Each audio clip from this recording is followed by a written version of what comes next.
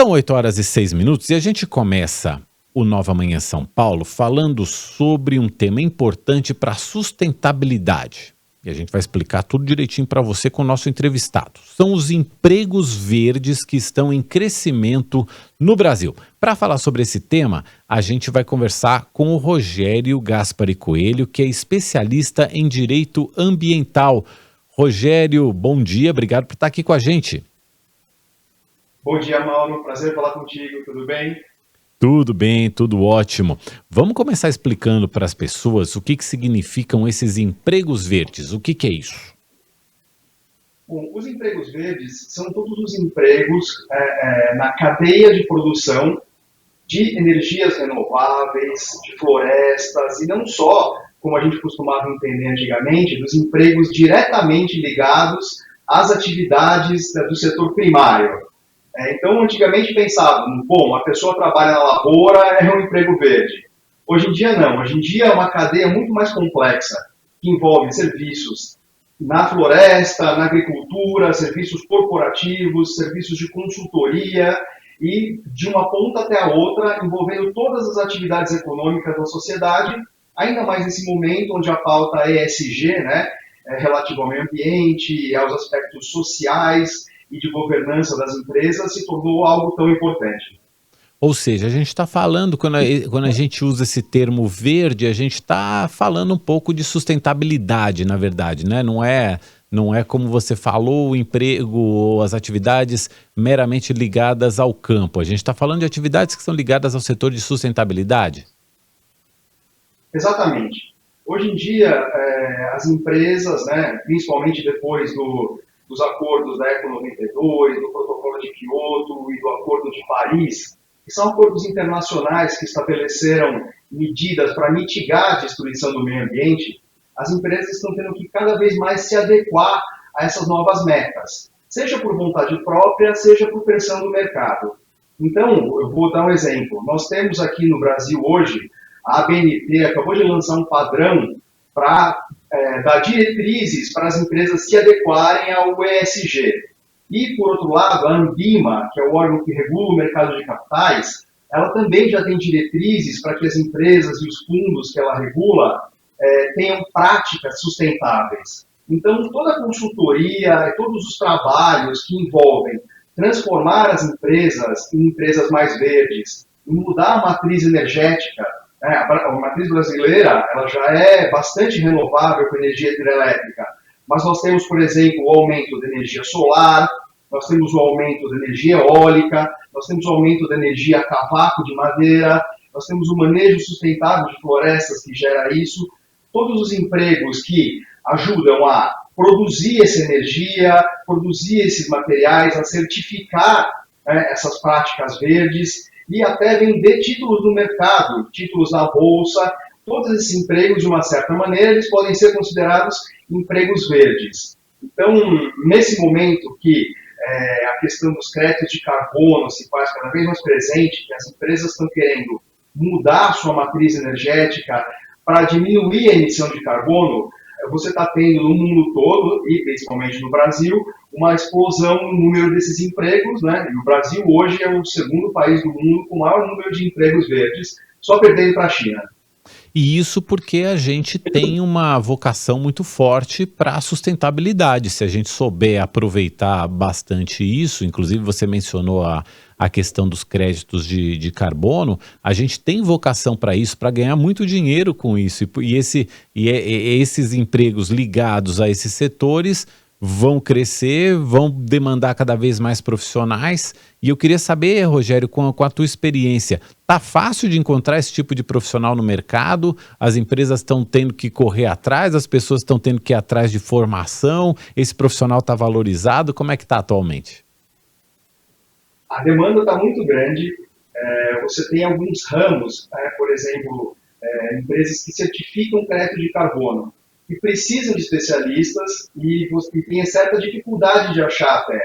Então, você tem cada vez mais cursos universitários, especialmente em pós-graduação, preparando as pessoas para essa nova economia, para a economia verde, para uma economia sem carbono. Então, eu vou dizer que o profissional da próxima década, ele vai ter que já ter uma mentalidade pronta para uma economia verde de baixo carbono. E é difícil encontrar profissionais certificados que estudam, e hoje você tem diversas formações que permitem abrir esse leque. E o mais importante é o seguinte, os profissionais formados numa economia poluente, numa economia que hoje está fora de moda, né, que está obsoleta, eles vão ter também que passar por uma grande transformação em sua mentalidade. Mas respondendo efetivamente a sua pergunta, a procura está muito alta e, pelo que eu vejo na minha prática, um bom profissional, ele certamente vai se posicionar bem no mercado. E essa formação é uma formação, pelo que você está dizendo, que ela pode ser tanto já da origem do próprio curso que a pessoa vai fazer, como também uma formação complementar que alguém que já esteja no mercado de trabalho pode fazer também. Exatamente. A gente tem hoje, para você ter uma ideia, o meu ramo é jurídico, eu sou advogado especializado em direito florestal, ambiental, e hoje você tem advogados fazendo cursos técnicos de mensuração de carbono. Então, o advogado hoje ele não é só mais aquela visão antiga de um prestador de serviços obsoleto, que vai ao fórum. Não, ele tem que entender como é que funciona a economia. Porque você tem, na verdade, antigamente os conhecimentos eram muito separados. Hoje você não tem mais essas barreiras tão rígidas.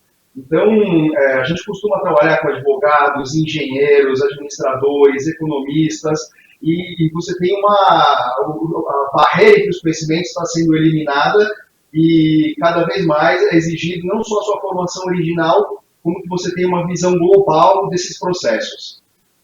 Vou dar um exemplo concreto, a gente trabalha com muito processo de descarbonização de empresas.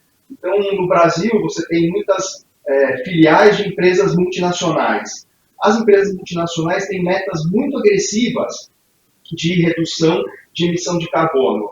E muitas vezes a matriz brasileira ela tem que correr para cumprir essas metas. Então, nós temos que entender como funciona cada etapa da empresa para auxiliar com que ela cumpra essas metas. Então, é uma visão global e que demanda uma visão nova do mundo, uma visão nova do meio ambiente e uma visão de objetivos, muitas vezes de curto prazo, para conseguir cumprir com essas metas.